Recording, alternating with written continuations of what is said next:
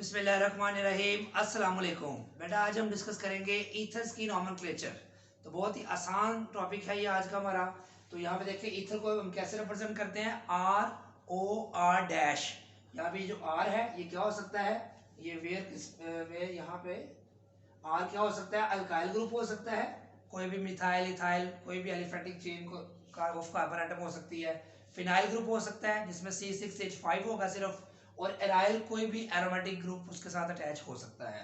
अब ईथर्स को हम दो हिस्सों में क्लासिफाई करते हैं, टू कैटेगरीज में इसको क्लासिफाई करते हैं। एक है सिंपल और सिमेट्रिकल ईथर और एक होता है अनसिमेट्रिकल और मिक्स्ड ईथर।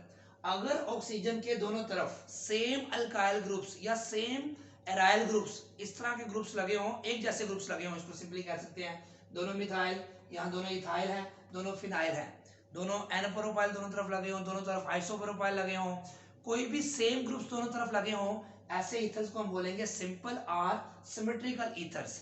इसके लिए लिखेंगे हम ROR, यानी कि same groups on both sides of oxygen. तो इसी तरह मिक्स्ड और अनसिमेट्रिकल ईथर क्या होंगे, जिसमें ऑक्सीजन के दोनों तरफ एक तरफ R है दूसरी तरफ R डैश होगा। क्या मतलब कि यहाँ पे अगर मिथाइल है तो यहाँ इथाइल है, यहाँ दोनों एक फिनाइल है यहाँ पे मिथाइल है, ये फिनाइल है ये इथाइल है। तो अगर ऑक्सीजन के दोनों तरफ डिफरेंट ग्रुप्स हो तो उसको हम क्या बोलेंगे, मिक्स्ड और अनसिमेट्रिकल ईथर। अगर सेम हो तो उसको बोलेंगे सिमेट्रिकल या सिंपल ईथर्स। उसके बाद हम डिस्कस करेंगे कि इनकी नॉमेनक्लेचर में कॉमन नेम्स और आईयूपैक नेम्स कैसे हम इसको रखते हैं। तो कॉमन नेम्स बहुत ही आसान है, इसको कैसे याद रख सकते हैं आप। ये दोनों तरफ सेम ग्रुप्स है, अगर दोनों तरफ सेम ग्रुप्स हैं तो फर्ज करें इसको अल्काइल ग्रुप, कौन सा अल्काइल ग्रुप है, ये मिथाइल है, ये भी मिथाइल ये भी मिथाइल, दो मिथाइल है तो हम बोलेंगे डाई मिथाइल। जैसे ब्रांच में दो मिथाइल आ जाए तो डाई मिथाइल यूज करते हैं, डाई मिथाइल। आगे जस्ट आपने ईथर का वर्ड ऐड कर देना है, तो क्या नाम बनेगा, डाई मिथाइल ईथर। इसको क्या बोलेंगे, डाई इथाइल ईथर। दोनों तरफ फिनाइल ग्रुप है तो क्या बोलेंगे, डाई फिनाइल ईथर।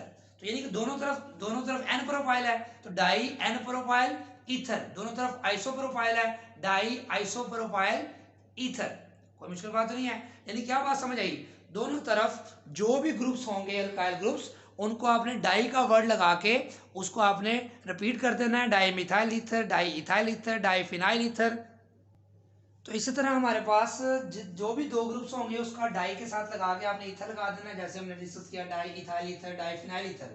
इसी तरह अगर दोनों तरफ डिफरेंट ग्रुप्स आ जाएं तो फिर आप अल्फाबेटिकली दोनों ग्रुप्स को लिखेंगे। फॉर एग्जांपल यहाँ पे इथाइल है यहाँ पे मिथाइल है, तो इथाइल पहले आ जाएगा मिथाइल बाद में, तो क्या लिखेंगे, इथाइल मिथाइल ईथर।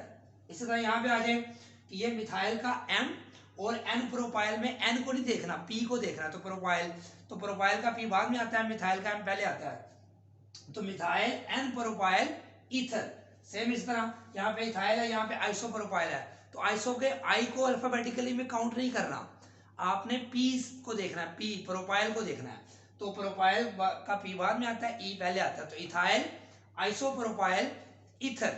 इसी तरह यहाँ पे ये क्या है हमारे पास, डाई टर्शी ब्यूटाइल ईथर, क्योंकि ये दोनों टर्शी ब्यूटाइल ग्रुप हैं, डाई टर्शी ब्यूटाइल ईथर, क्योंकि ये सेम है तो डाई का वर्ड आएगा। तो यहाँ पे इथाइल है, ये फिनाइल का पी है, तो इथाइल का ई पहले आता है, तो इसको क्या बोलेंगे, इथाइल फिनाइल ईथर। क्या बोलेंगे, इथाइल फिनाइल ईथर। अब हम डिस्कस करेंगे आईयूपैक नेम, इसका काम जो है कैसे लिखते हैं हम।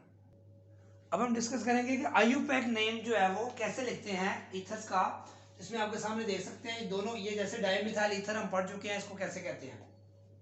अब हम देखेंगे कि यहाँ पे आपने ऑक्सीजन के एक तरफ जो कार्बन है उसको आपने पेरेंट चेन बना देना है, और दूसरी तरफ जो कार्बन है, जैसे यहाँ पे इसको हम एज ए ब्रांच ट्रीट करेंगे तो ये बन जाएगा, ये फर्स्ट करो ये कौन सा ग्रुप है, मिथाइल, और ये ऑक्सीजन है, तो ऑक्सीजन वर्ड को हम पूरा लिखें तो आपने मिथाइल का पहले 4 वर्ड्स लेने हैं, तो मैथ, ऑक्सीजन के पहले 3 वर्ड्स लेने हैं, तो ऑक्सी, मैथ ऑक्सी बोलेंगे इस सारे को हम, यानी कि ये सारा क्या बन जाएगा, मैथ, मिथाइल से मैथ लिया और ऑक्सीजन का OX लिया, तो क्या बन गया मिथॉक्सी, और ये कार्बन ये पेरेंट चेन बन जाएगा मीथेन।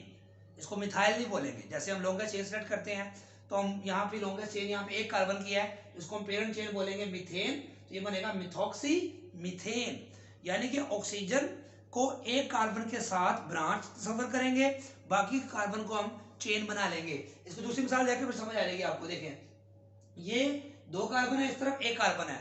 अब ये जेन में क्वेश्चन आएगा किसको पेरेंट चेन बनाना है। तो आपको पता है पेरेंट चेन हम किसको बनाते हैं जिसमें नंबर ऑफ कार्बन एटम्स ज्यादा हो। इस तरफ जाए 2 कार्बन है, इस तरफ जाए तो 1 कार्बन है। तो क्या करेंगे हम, जो ज्यादा कार्बन है उसको पेरेंट चेन बनाएंगे।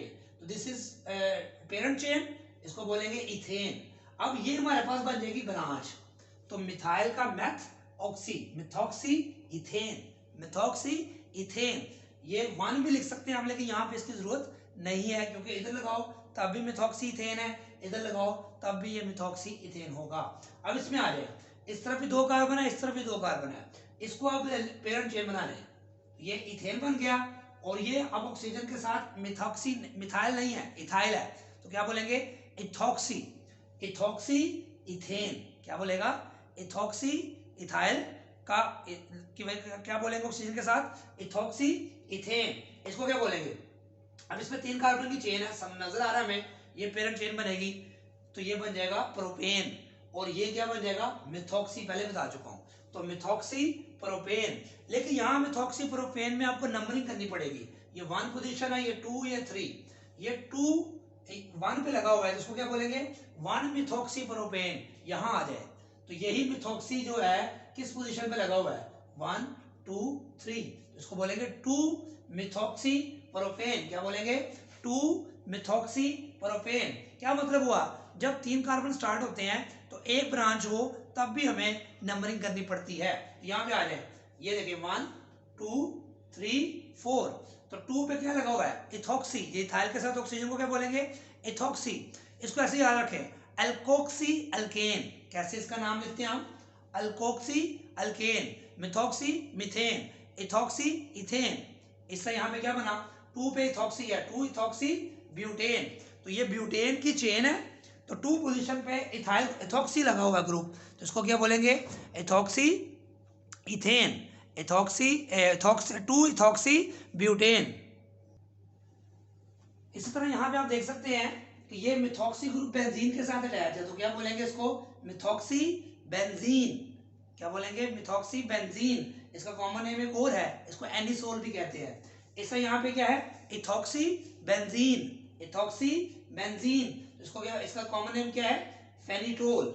इसी तरह यहाँ पे क्या है, अब इस हिस्से को आप क्या कह देंगे फिनॉक्सी बेंजीन। पहले इसको कहा था डाइफिनाइल ईथर, अब ये सब फिनॉक्सी बन गया, जैसे अल्कोक्सी फिनॉक्सी, फिनॉक्सी C6H5O को कहते हैं फिनॉक्सी, जैसे इसको कहा था इथॉक्सी, फिनॉक्सी बेंजीन। बहुत ही आसानी से आप कर सकते हैं। इसका नाम क्या होगा आइसोप्रोपोक्सी, आइसोप्रोपाइल है ना, तो आइसोप्रोपोक्सी बेंजीन।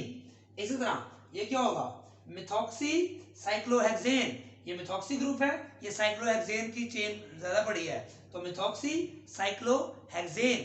एक ही ब्रांच है तो नंबरिंग की जरूरत नहीं पड़ेगी। यहाँ पे आ जाए 2 इथॉक्सी ग्रुप लगे हैं 2 पोजीशन पे, तो क्या बोलेंगे, जैसे हम लिखते थे 2 डाइक्लोरोप्रोपेन, इस तरह ये क्या बनेगा 2 डाई इथॉक्सी प्रोपेन, यानी कि ये पेरेंट चेन बन जाएगी प्रोपेन की, और 2 पोजीशन पे 2 इथॉक्सी ग्रुप लगे हैं, तो क्या बोलेंगे 2 डाई इथॉक्सी प्रोपेन। सेम इसका यहाँ पे 2 पोजीशन पे 2 मिथॉक्सी ग्रुप लगे हैं, तो इसको क्या बोलेंगे 2 डाई मिथॉक्सी प्रोपेन।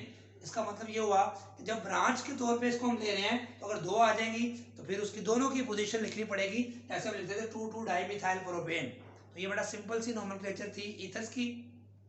तो नेक्स्ट इसकी प्रिपरेशन और एक्शन डिस्कस करेंगे। दुआ में याद रखें, अपने फ्रेंड्स में इसको शेयर करें, चैनल को अगर सब्सक्राइब नहीं किया तो सब्सक्राइब करें, और जो है वो कमेंट जरूर दीजिएगा। अल्लाह हाफिज़।